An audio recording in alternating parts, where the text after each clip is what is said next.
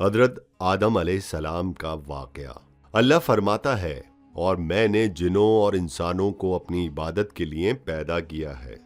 अल्लाह ताला ने हमारे बाप को क्यों पैदा फरमाया, हमें क्यों पैदा फरमाया? ताकि हम उसकी इबादत करें। अगरचे वो इबादत का मोहताज नहीं, वो तो बेनियाज है, अलबत्ता हम उसके मोहताज हैं। इसके अस्मा बेहतरीन और हसीन हैं। वो आलीशान सिफात का मालिक है। उसने अपने नामों के साथ आसार जाहिर करने के लिए मखलूक को पैदा फरमाया। रहमत के आसार, कुदरत के आसार, जब्र और ताकत के आसार जाहिर करने के लिए मखलूकात को पैदा फरमाया, वरना वो किसी चीज का मोहताज नहीं। आदम अलैहिस्सलाम की तख्लीक से पहले ही इस बारे में अल्लाह ताला का फरिश्तों से मुकालमा हुआ। अल्लाह ताला ने फरमाया, और जब तेरे रब ने फरिश्तों से कहा कि मैं जमीन पे एक खलीफा बनाने वाला हूँ, खलीफा से मुराद नाइब, और ये कि इसकी नस्ल में से हर एक दूसरे का खलीफा होगा। जबकि सैयदना अबू बकर सिद्दीक रदियल्लाहु अन्हु नबी अकरम सल्लल्लाहु अलैहि वसल्लम के खलीफा हुए, तो अल्लाह ने एक खलीफा बनाने का इरादा फरमाया जो जमीन में हुकूमत करे और इसको आबाद करे। चुनाचे अल्लाह ताला ने फरमाया है, अल्लाह ताला ने तुम्हें जमीन से पैदा किया और उसी ने इस जमीन में तुम्हें बसाया है।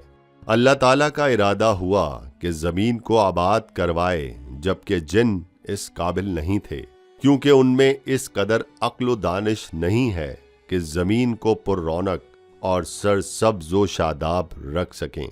उलमा जिन्नात के बारे में कहते हैं कि उनका सबसे बड़ा अक्लमंद जिन इंसानों के 10 साला बच्चे के बराबर अक्ल रखता है। इसलिए जमीन को आबाद करने की सलाहियत अल्लाह ताला ने इंसान को बख्शी। अल्लाह ताला ने इंसान को बेहतरीन ढांचे और हसीन तरीन शक्लो सूरत से नवाजा, फिर अपनी रूह उसमें फूंकी। फरिश्तों ने उससे सवाल किया, ऐसी मखलूक को क्यों पैदा करता है जो जमीन में फसाद करे और खून बहाए, और हम तेरी तस्बीह, हम्द और पाकीज़गी बयान करते हैं। इसके जवाब में अल्लाह ने फरमाया, जो मैं जानता हूं तुम नहीं जानते। दरअसल फरिश्तों ने किसी तरह मालूम कर लिया था कि आदम की औलाद जमीन में फसाद करेगी, खून रेजी करेगी, लेकिन उन्होंने ये बात एतराज के तौर पर नहीं की थी, क्योंकि ऐसा एतराज तो गुनाह है और फरिश्ते पलक झपकने के बराबर अल्लाह की मासियत और नाफरमानी नहीं करते, बल्कि वो तो निहायत मुअज़्ज़ज़ इबादत गुजार हैं। किसी बात में अल्लाह पर पेश दस्ती और बड़ाई नहीं करते और उसके हुक्म पर अमल करते हैं। अल्लाह के हुक्म की नाफरमानी नहीं करते, बल्कि जो हुक्म दिया जाए बजा लाते हैं। इसलिए फरिश्तों का ये पूछना वजाहत जानने के लिए था। वो तो इंसान के पैदा करने की वजह पूछ रहे थे। वो जमीन में जन्नात के अमाल और करतूत का मुशाहिदा कर चुके थे, यानी अल्लाह ताला ने उन्हें पैदा करके इख्तियार दिया तो वो फितना व फसाद और फस्क व फजूर में मुब्तला हो गए थे, और अब एक और मखलूक जमीन में बसाई जा रही थी, और इस बात का इम्कान था कि ये मखलूक भी उनके नक्शे कदम पर चले। इसलिए फरिश्तों ने ताज्जुब और हैरत की बिना पर यह सवाल किया था, और पूछने का मकसद ये था कि क्या ये भी जिनों की तरह होंगे। इस तरह ये खदशा लाहक हुआ कि शायद उनसे अल्लाह की इबादत में कोताही या कमी वाक़े हुई है, जिसकी वजह से अल्लाह को नई मखलूक पैदा करना पड़ी। इसलिए उनकी बात में ये भी था कि हम तेरी हम्द और सना बयान करते हैं। बहरहाल उनके सवाल के 2 मकसद थे। कहा कि जिनों की तरह फसाद करने वाली कौम है, क्या हमसे तेरी इबादत में कोताही हुई है? इस पर अल्लाह ताला ने फरमाया, जो मैं जानता हूं वो तुम नहीं जानते। इस मौके पर फरिश्तों के जहनों में एक और बात भी आई। वो आपस में कहने लगे, अल्लाह ताला जो भी मखलूक पैदा करेगा वो हमसे ज्यादा मुअज़्ज़ज़ और आलिम नहीं हो सकती। यानी जब फरिश्तों ने बाकी मखलूकात का जायजा लिया, मसलन आसमान, जमीन, पहाड़, जिन, चौपायों वगैरह का, तो उन्होंने सोचा ये हमसे ज्यादा मर्तबे वाले नहीं हैं, लिहाजा ये मखलूक भी पैदा हो रही है तो ये हमसे ज्यादा मर्तबा नहीं रखती। ये हमारा खास मुकाम है कि हम अल्लाह की तस्बीह में मसरूफ हैं, कुफ्र से महफूज हैं, हर हुक्म बजा लाते हैं, अल्लाह के तमाम अहकाम इलाही पूरे करते हैं, आसमान और जमीन में इसका हुक्म नाफिज करते हैं और अल्लाह के नजदीक हम सबसे ज्यादा शर्फ वाले हैं। लिहाजा अगर ये नई मखलूक इंसान पैदा हो जाए तो क्या हुआ, हमसे ज्यादा मुअज़्ज़ज़ और इल्म वाली तो नहीं होगी। बहरहाल जब अल्लाह ताला ने आदम अलैहिस्सलाम को पैदा किया तो जमीन की मट्टी लाने का हुक्म फरमाया, चुनाचे अल्लाह ताला के पास मट्टी लाई गई। इमाम तिर्मिजी और इमाम अहमद रहमतुल्लाह अलैह ने एक हदीस बयान की है जिसके अल्फाज कुछ यूं हैं, अल्लाह ताला ने आदम अलैहिस्सलाम को मट्टी की एक मुट्ठी से पैदा फरमाया। इस मट्टी को अल्लाह ताला ने पूरी जमीन से उठवाया था। यही वजह है कि आदम की औलाद जमीन के लिहाज से ही ज़हूर पजीर हुई। बाज सुर्ख रंग के हैं, बाज स्याह और बाज सफेद, और कुछ उसके दरमियान दरमियान में। बाज नेक हैं, बाज खबीस, और कुछ पाकीज़ा किस्म के इंसान हैं। इंसान की तख्लीक मट्टी से शुरू हुई। इस मट्टी को पानी से तर किया गया तो ये तीन बन गई। इस वजह से कुरान मजीद की बाज आयात में तुराब का लफ्ज आया है। तुराब खुश्क मट्टी को कहते हैं, और बाज आयात में तीन का लफ्ज आया है, तीन तर और गीली मट्टी को कहते हैं। अल्लाह फरमाता है, खलक़कुम मिन तुर्राब, यानी आदम को मट्टी से पैदा किया गया। मट्टी की आम हालत को तुराब कहते हैं। और फरमाया, जब आपके रब ने फरिश्तों से कहा कि मैं मट्टी से बशर को पैदा करने वाला हूं, जब इस मट्टी को पानी से ज्यादा भिगोया गया तो वो लेसदार होना शुरू हो गई थी। इसीलिए अल्लाह ताला ने फरमाया, हमने इंसान को लेसदार और चिपकने वाली मट्टी से पैदा किया। फिर अल्लाह ताला ने अपने मुबारक हाथों से इंसान का ढांचा तैयार किया। अल्लाह ने फरमाया, मैंने अपने दोनों हाथों से पैदा किया। अल्लाह ताला ने इंसान की खलकत फरिश्तों के सुपुर्द न की थी, बल्कि बजाते खुद उसे तख्लीक के मराहिल से गुजारा और अपने हाथों से इससे इसकी तस्वीर कशी की। अल्लाह ने इंसान को पहले एक मूर्ति की सूरत में डाला, इसके बाद एक मुकर्ररा मुद्दत तक छोड़े रखा, यहां तक कि गीली मट्टी खुश्क हो गई और इसका रंग स्याह हो गया, बदबू आने लगी। फिर वो खनखनाती मट्टी में बदल गई और आखिरकार आग पर पकी हुई मट्टी यानी फखार या ठेकरे की सूरत इख्तियार कर गई, जिससे मटके वगैरह तैयार किए जाते हैं। स्याह मिट्टी को हुमाओ और बदबूदार को मसनून कहते हैं, और खनखना कर बोलने वाली मट्टी को सलसाल कहते हैं। फिटकिरी की तरह मट्टी को अल फखार कहते हैं। मुख्तलिफ आयात में ये अल्फाज वारिद हुए हैं।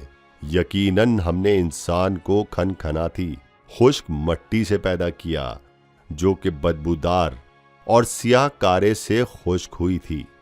और फरमाया, अल्लाह ने इंसान को खनखनाती मट्टी से पैदा किया, जो कि ठेकरी की तरह थी।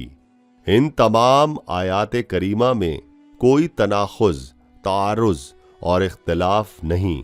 इसके लिए इन मुख्तलिफ आयात में इंसान को इसकी तख्लीक के मुख्तलिफ मराहिल की याद दहानी कराई गई है। खुलासा कलाम ये हुआ कि तख्लीकी अमल का ये पहला मरहला तुराब था, यानी आम हालत वाली खुश्क मट्टी, फिर तीन यानी भिगोई हुई मट्टी, फिर लेसदार मड़ी यानी सलसाल, फिर ठेकरी की तरह वाली मट्टी यानी अल फखार, और ये काम जुमे की आखिरी घड़ी में किया गया, और ये दिन अल्लाह के लिहाज से शुमार होने वाले दिनों में से हमारे दिनों की तरह ना था। हमारे और अल्लाह के दिन मुख्तलिफ हैं। तख्लीक आदम दरअसल अल्लाह का करिश्मा है। इंसानों को एक सूरत की गई। इस मरहले का जिक्र बुखारी और मसनद की एक रिवायत में है। अल्लाह ने आदम को पैदा किया और उनका कद 60 हाथ या 60 मीटर लंबा था। तमाम जन्नती लोग इस कदे आदम के साथ जन्नत में दाखिल होंगे, और उस वक्त से लेकर आज तक मखलूक का कद कम होता चला आ रहा है। बाद वाले लोग गुज़िश्ता ज़माने के लोगों से हमेशा छोटे कद के होते चले आ रहे हैं। बहरहाल सबसे पहले और सबसे लंबे इंसान आदम अलैहिस्सलाम थे। इमाम अहमद ने मुनफरिद तौर पर एक रिवायत बयान की है। इसमें रसूल अकरम सल्लल्लाहु अलैहि वसल्लम ने आदम अलैहिस्सलाम की लंबाई में 60 हाथ यानी 60 मीटर और चौड़ाई 60 हाथ बयान फरमाई। सैयदना आदम किस कदर ज़ख़ीम और अजीम मखलूक थे। सही मुस्लिम और मसनद अहमद की रिवायत में है, अल्लाह ने आदम को पैदा किया तो ऐ अपनी मशा के मुताबिक कुछ अरसे ढांचे की सूरत में छोड़े रखा। इब्लीस इसके इर्द गिर्द चक्कर लगाने लगा। उसने देखा कि वो पेट वाला है। वो समझ गया ये मखलूक अपने आप पर कंट्रोल नहीं कर सकेगी। इस हदीस से मालूम होता है कि इंसानों की तरह जिन्नात का पेट नहीं है। सिर्फ इंसान ऐसा है जिसका अंदर वाला हिस्सा खोखला है। बहरहाल अल्लाह ने इंसान को इस शक्लो सूरत में पैदा फरमाया। अहादीस में आदम अलैहिस्सलाम और इब्लीस मलून का किस्सा तफसील से भी मौजूद है और मुख्तसर भी। मसलन तफसीर तिबरी में सैयदना अब्दुल्ला बिन अब्बास रदियल्लाहु अन्हो से रिवायत है, अल्लाह ताला ने आदम अलैहिस्सलाम की मट्टी का हुक्म दिया। मट्टी लाई गई। अल्लाह ताला ने आदम अलैहिस्सलाम को लेजदार और बदबूदार स्याह मट्टी से पैदा फरमाया, और ये काम अल्लाह ने अपने मुबारक हाथों से किया। आदम 40 साल तक एक मुजस्मे की सूरत में पड़े रहे। जिस्म मौजूद था लेकिन रूह नहीं थी। इब्लीस आता और इस ढांचे को ऐसी ठोकर लगाता तो जिस्म से ऐसी आवाज निकलती जैसे खाली मटके पर हाथ मारने से निकलती है। इसीलिए अल्लाह ने फरमाया है कि वो खनखनाती मट्टी से पैदा किए गए। आदम अलैहिस्सलाम में रूह डालने से पहले एक मर्तबा फरिश्तों का उनके पास से गुजर हुआ तो वो कुछ घबरा से गए। इब्लीस को तो बहुत ज्यादा घबराहट का सामना करना पड़ा। वो गुजरते हुए ठोकर मारता और कहता, तुझे किसी खास मकसद के लिए पैदा किया गया है। ये कहकर वो आदम के मुंह में दाखिल हो जाता और कमर के रास्ते बाहर आ जाता और फरिश्तों से मुखातिब होकर कहता, इससे घबराने की कोई जरूरत नहीं। अगर मुझे इस पर मुसल्लत कर दिया गया तो मैं यकीनन इसे हलाकत में डाल दूंगा, और अगर इसे मुझ पर मुसल्लत कर दिया गया तो बिलाशुबा इसकी नाफरमानी करूंगा। अंदाजा कीजिए कि वो ताज्जुब कर रहा है कि उन्हें क्यों पैदा किया गया है। इसकी आदम अलैहिस्सलाम से दुश्मनी किस कदर पुरानी है। गोया इब्तिदा ही से ये अदावत पर डट गया था। बहरहाल अल्लाह ने आदम में रूह फूंकी। इस मजमून को कुरान मजीद में जा बजा जिक्र किया गया है। अल्लाह फरमाता है, जब मैं इसको ठीक ठाक कर लूं और इसमें अपनी रूह फूंक दूं तो तुम सब उसके सामने सजदे में गिर पड़ना। और इस जगह फरमाया, अल्लाह ताला के नजदीक ईसा अलैहिस्सलाम की मिसाल हू बहू आदम अलैहिस्सलाम की मिसाल है। अल्लाह ने उन्हें मट्टी से बनाकर कहा, हो जा, वो हो गए। अल्लाह ने आदम अलैहिस्सलाम को मट्टी से पैदा किया, अपने हाथों से बनाया, फिर इसमें रूह फूंकी। इसका मुफस्सिल बयान अहादीस में मौजूद है। जब बदन में रूह फूंकी गई और इब्तिदा में रूह जैसे ही सर के अंदर दाखिल हुई, आदम अलैहिस्सलाम को छींक आ गई। फरिश्तों ने आदम अलैहिस्सलाम से कहा, अल्हम्दुलिल्लाह कहिए। उन्होंने कह दिया। अल्लाह की इस तारीफ के जवाब में अल्लाह ताला ने फरमाया, तुझ पर तेरा रब रहम फरमाए। सुभान अल्लाह। अल्लाह जल्ल जलालहू ने आदम अलैहिस्सलाम में रूह मुकम्मल होने से पहले ही उन्हें अपनी रहमत से सरफराज फरमा दिया। बहरहाल जब रूह उनकी आंखों में दाखिल हुई तो उन्होंने जन्नत के फलों को देखा तो उनमें गौर फिक्र करने लगे। जब रूह पेट में दाखिल हुई तो खाने की तलब महसूस हुई। अभी रूह टांगों तक पहुंची नहीं और खाने की ख्वाहिश पहले ही महसूस होने लगी। इस जल्दबाजी और उजलत की वजह से अल्लाह ताला ने फरमाया है, इंसान जल्दबाज मखलूक है। जब आदम अलैहिस्सलाम को पैदा कर दिया गया तो अल्लाह ताला ने उनकी पुश्त पर हाथ फेरा। हाथ फेरते ही उनकी पुश्त से कयामत तक पैदा होने वाले इंसान बाहर उठ आए। आदम की तमाम औलाद उनके सामने जाहिर हो गई और ये बात निहायत वजाहत और सराहत के साथ कुरान मजीद और अहादीस मुबारका में मौजूद है। मुसअब बिन यसार रहमतुल्लाह ताला अलैह बयान करते हैं कि सैयदना उमर बिन खत्ताब रजी अल्लाह ताला अन्हो से किसी ने इस आयत करीमा के बारे में पूछा और जब आपके रब ने औलाद आदम की पुश्त से उनकी औलाद को निकाला और उससे उन्हीं के बारे में इकरार लिया, क्या मैं तुम्हारा रब नहीं? सब ने जवाब दिया, हाँ क्यों नहीं, हम सब गवाह बनते हैं ताकि तुम लोग कयामत के रोज यूं ना कहो हम तो इससे महज बेखबर थे, या यूं कहो कि पहले पहले शिर्क तो हमारे बड़ों ने किया और हम उनके बाद उनकी नस्ल में हुए, लिहाजा क्या तो इन गलत राह वालों के फ़ेल पर हमें हलाकत में डालेगा।